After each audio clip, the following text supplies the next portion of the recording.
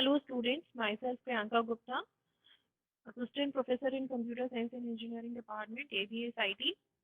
आज हम लोग डिस्कस करने जा रहे हैं वर्चुअल रियलिटी, जो कि आपके subject emerging technology for engineering की 5th यूनिट, जो कि है फ्यूचर ट्रेंड्स, उसका सेकंड टॉपिक है। तो आइए देख लेते हैं, समझ लेते हैं वर्चुअल रियलिटी क्या है। इससे प्रीवियस वीडियो में मैंने आप लोग के साथ ऑगमेंटेड रियलिटी डिस्कस किया था, जो कि 5th यूनिट का फर्स्ट टॉपिक था। तो अगर आप उसका वीडियो देखना चाहते हैं तो मेरे चैनल पे विजिट कर सकते हैं। तो आइए समझते हैं कि वर्चुअल रियलिटी क्या है। Virtual reality refers to a high-end user interface that involves real-time simulation and interaction through multiple sensory channels. Actually में क्या है कि ये हाई एंड यूजर इंटरफेस की तरह काम करता है, जो कि रियल टाइम सिमुलेशंस बनाता है। मतलब आप इसके थ्रू जो है एक अलग वर्चुअल वर्ल्ड में जो है इंटरेक्ट कर सकते हैं, एक इंटरफेस क्रिएट कर देता है हमारे बीच में और एक वर्चुअल वर्ल्ड के बीच में।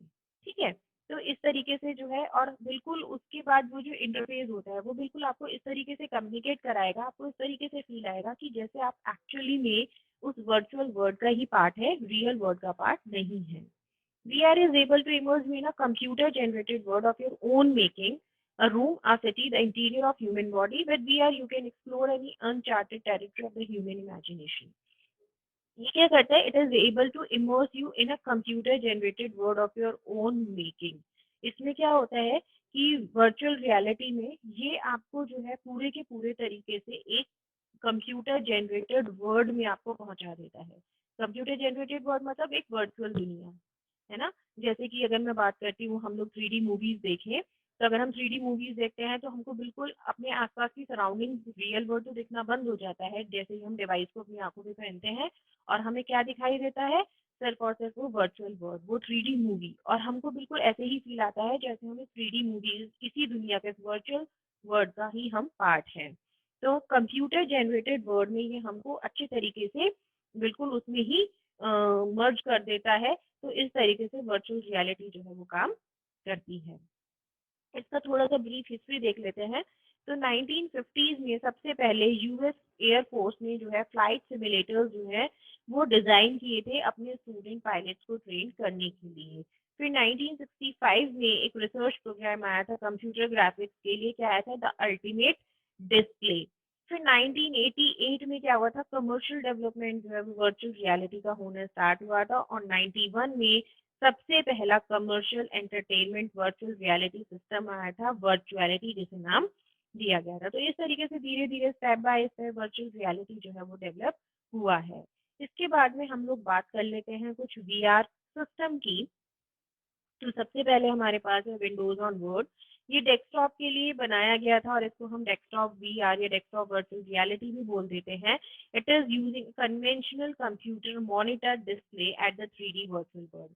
और जो वो 3D वर्चुअल वर्ल्ड है, जैसे हम बात कर रहे हैं 3D मॉनिटर, उनको देख वो सॉरी 3D मूवीज, उनको देखने के लिए हम क्या करते हैं? कंप्यूटर के मॉनिटर का यूज करते हैं। जो ट्रेडिशनल कंप्यूटर मॉनिटर्स हैं उन्हीं का यूज किया जाता है। उसके बाद आ जाता है हमारे पास इमर्सिव वीआर। इमर्सिव वीआर में क्या होता है कि completely immerse the users personal view point inside the virtual 3D world. User has no visual contact with the physical world, often equipped with the head mounted display. इसमें क्या है? User जो है वो अपने हेड माउंटेड डिस्प्ले को पहन लेता है। उसके बाद उसका अपने फिजिकल वर्ल्ड से, अपने रियल वर्ल्ड से कोई भी किसी भी तरीके का कंटैक्ट जो है वो नहीं रहता है, और वो किसका पार्ट बन जाता है? वर्चुअल 3D वर्ल्ड का वो पार्ट बन जाता है। उसके बाद में आ जाता है हमारे पास मिक्स्ड रियलिटी या फिर ऑगमेंटेड रियलिटी, हम इसको बोल सकते हैं, कुछ भी इसको नाम दे सकते हैं। तो इसमें क्या होता है? हमारा रियल वर्ल्ड और वर्चुअल वर्ल्ड जो है वो दोनों को कंबाइन कर दिया जाता है, जैसा कि अभी मैंने आपको इससे प्रीवियस वीडियो ऑगमेंटेड रियलिटी में पढ़ाया था। तो इसमें क्या होता है? जो कंप्यूटर जनरेटेड डेटा है और जो वर्चुअल ऑब्जेक्ट हैं, उन दोनों को क्या कर दिया जाता है? इंटीग्रेट कर दिया जाता है, कंबाइन कर दिया जाता है। फिर आता है डिस्ट्रीब्यूटेड वीआर। Distributed VR में क्या होता है? Simulated world runs on several computers which are connected over a network, and the people are able to interact in real time, sharing the same virtual world. तो इसमें क्या है कि जो simulated world है runs on several computers, बहुत सारे computers पे एक साथ सिमुलेटर्स जो है, मतलब जो वर्चुअल वर्ल्ड है, एक साथ सेवरल कंप्यूटर्स पे रन होगा, और वो सारे कंप्यूटर्स क्या है, एक नेटवर्क के थ्रू एक दूसरे के साथ कनेक्टेड होंगे, और पीपल जो है वो रियल टाइम में इंटरेक्ट कर सकते हैं and sharing the same virtual word. जैसे वो रियल टाइम में इंटरेक्ट कर रहे हैं उसी तरीके से वो वर्चुअल वर्ड को भी शेयर कर सकते हैं। मतलब वो जो वर्चुअल क्योंकि सारे एक ही के थ्रू है, तो सारे यूजर्स जो है वो सेम वर्चुअल वर्ड को देख सकते हैं एक साथ। ये कुछ एग्जांपल्स हैं, आप देख सकते हैं कि टेली प्रेजेंस वीआर इस तरीके से वर्चुअल रियलिटी क्रिएट किया गया था। उसके बाद में ऑगमेंटेड वीआर, जैसे कि अभी इससे प्रीवियस वीडियो में मैंने बताया, जो कार है ये एक वर्चुअल रियल वर्ल्ड का पार्ट है, बट ये जो डिस्प्ले आ रहा है ये वर्चुअल वर्ल्ड का पार्ट है। इसके बाद में डिस्ट्रीब्यूटेड वीआर, ये लोग जो हैं ये अलग अलग सिस्टम से हैं, लेकिन एक ही नेटवर्क के थ्रू हैं कनेक्टेड सारे सिस्टम, और ये इंटरेक्ट कर पा रहे हैं एक ही वर्चुअल वर्ल्ड में। उसके बाद में ये हेड माउंटेड डिस्प्ले है, ये टेक्नोलॉजीज हैं, कुछ हार्डवेयर हैं जो इससे रिलेटेड है। तो हेड माउंटेड डिस्प्ले जिसको देखकर पहन लेते हैं हम, और उसके बाद हम एक वर्चुअल वर्ल्ड का पार्ट बन जाते हैं। तो ये हेलमेट की तरह की तो होता है, या फिर फेस मास्क की तरह इसको कह सकते हैं। और इसमें जो है एलसीडी और सीआरटी टेक्नोलॉजीज, मतलब लिक्विड क्रिस्टल डिस्प्ले और कैथोड रे ट्यूब, इस तरीके की टेक्नोलॉजीज का जो है यूज किया गया है। और इसमें जो है बिल्ड इन हेड ट्रैकर होता है, एंड इसलिए स्टीरियोफोन, तो स्टीरियो हेडफोन तो वॉइस के लिए है। लाइक अगर हम कोई मूवी देख रहे हैं और उसमें हमें ऐसा सीन है कि हम एक जंगल में चले गए हैं और वहाँ पे बहुत आंधी तूफान इस तरीके की चीजें हैं, तो हवा चल रही है, तो हमें वो पत्ते उड़ने की आवाज, हवा चलने की आवाजें आ रही है, तो वो आवाजें हम कैसे ले रहे हैं, हेडफोन के थ्रू ले रहे हैं। और build in head tracker, like अगर मैं अपना हेड को राइट में मूव करूंगी तो मेरे को ऐसा फील आएगा जैसे मैं जंगल का राइट पोर्शन देख रही हूँ। अगर मैं लेफ्ट में मूव करूंगी तो मेरे को ऐसे फील आएगा जैसे मैं लेफ्ट पोर्शन देख रही हूँ। तो मतलब बिल्ड इन हेड ट्रैकर, तो जैसे जैसे हमारा हेड मूव करेगा उसको ही ट्रैक करके हमारे को वो उस तरीके के विजुअल्स जो है दिखाई देने लग जाते हैं। इसके बाद में आया था बायनोकुलर ओमनी ओरिएंटेशन मॉनिटर, या फिर बूम हम इसको बोलते हैं। इसमें सीआरटी टेक्नोलॉजी का जो है वो यूज किया गया था। इसमें head coupled stereoscopic display device लगा होता है। इसको यूज करना इजी है और थोड़ा सा फास्ट और एक्यूरेट ट्रैकिंग जो है वो ये करता है। इसके बाद हमारे पास आया था केव ऑटोमेटिक वर्चुअल एनवायरनमेंट, या फिर केव हमने इसको बोला। इसमें क्या था कि इसमें एक इल्यूजन दिया जाता है कि जैसे आप उस वर्चुअल वर्ल्ड में ही खड़े हो। तो इसमें क्या होता है, एक तरीके का इस तरीके से रूम तैयार किया जाता है, या फिर केव बोल सकते हैं। और इसकी वॉल्स पे, इसकी छत पे, इसके फ्लोर पे, सब जगह पर जो है इस तरीके की इमेजेस जो है वो प्रोजेक्ट कर दी जाती हैं, कि हमको फील आने लगता है कि जैसे हम उस वर्चुअल, हमारे चारों तरफ जो है वही वर्चुअल वर्ल्ड है, वही हमें दिखाई दे रहा है और हम उसी का पार्ट है। और उसके साथ साथ जो एक हेड ट्रैकिंग सिस्टम लगा होता है जो कि आपके प्रोजेक्शन को मैनेज करता रहता है। कुछ सॉफ्टवेयर में टेक्नोलॉजी जो है वर्चुअल रियलिटी की वो देख लेते हैं, लाइक टूल किट्स, कुछ प्रोग्रामिंग लाइब्रेरी, जो भी प्रोग्रामिंग इसकी की जा रही है, जो भी कोड किए जा रहे हैं, तो उसके लिए हम लाइब्रेरीज को यूज कर रहे हैं, फंक्शन लाइब्रेरीज को यूज कर रहे हैं।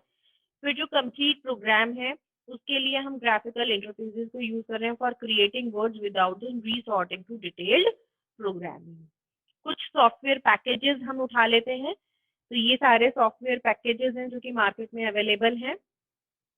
उसके बाद में हमारे पास VRML, virtual reality modelling language.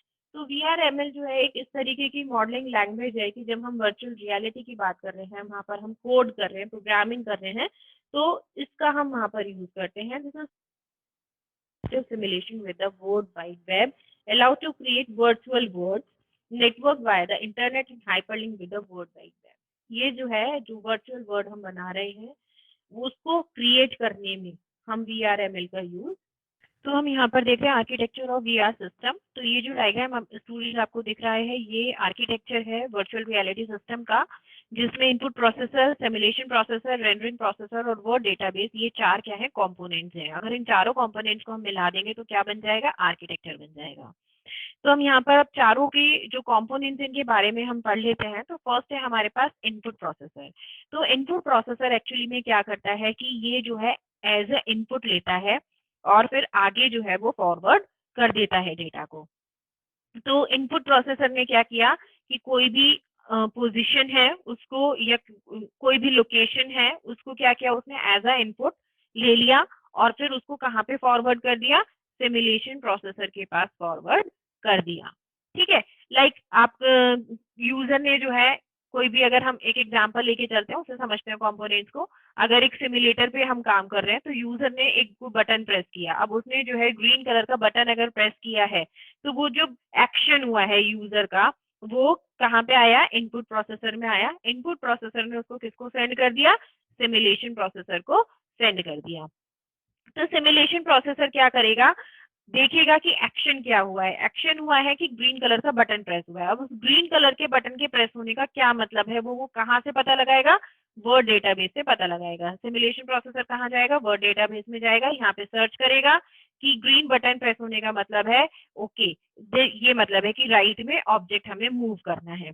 Simulation processor को पता चल गया कि क्या करना है, और वो ये वाली चीज कहाँ पर दे देगा, रेंडरिंग प्रोसेसर को बता देगा। और रेंडरिंग प्रोसेसर क्या क्या करेगा, एक आउटपुट देगा।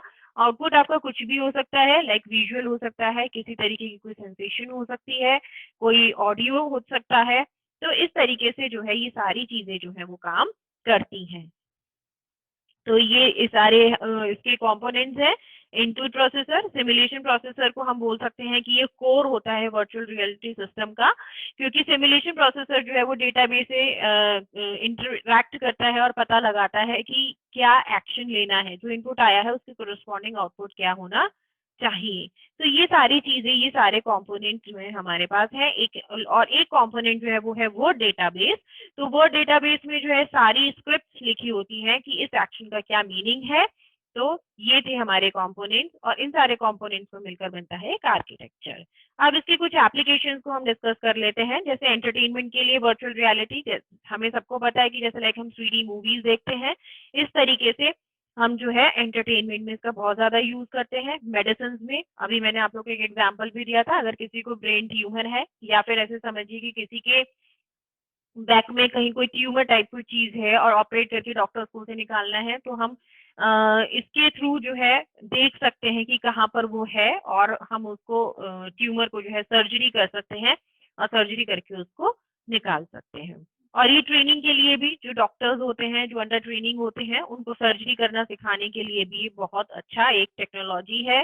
दूसरी चीज है कि मैन्युफैक्चरिंग के लिए, लाइक अगर हमारे पास कोई कंपनी है, उसने सपोज किसी कार का नया मॉडल तैयार किया है, तो वो पहले क्या करे, उसको सिमुलेटर पे रन करके देख ले। अगर वो सही से काम कर रही है, कार की नई डिजाइन, नई शेप, तो ही उसको वो मैन्युफैक्चर करे, अदरवाइज ना करे।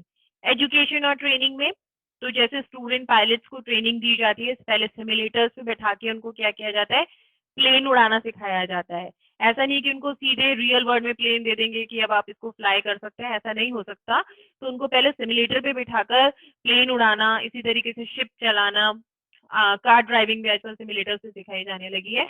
और इस तरीके से जो है एजुकेशन में भी सिमुलेटर्स जो है वो काम आते हैं।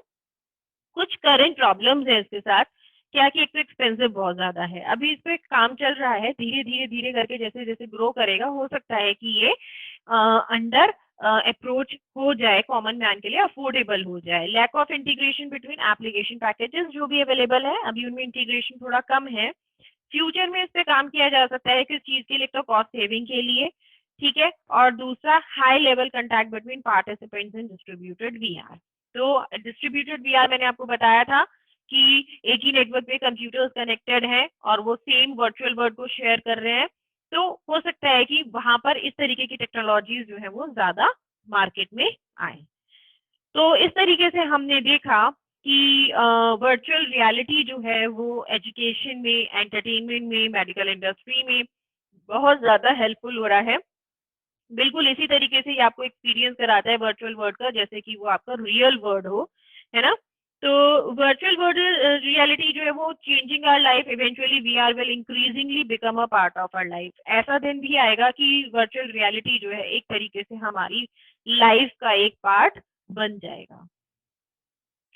तो स्टूडेंट्स, आज के लेक्चर में इतना ही। Thank you so much.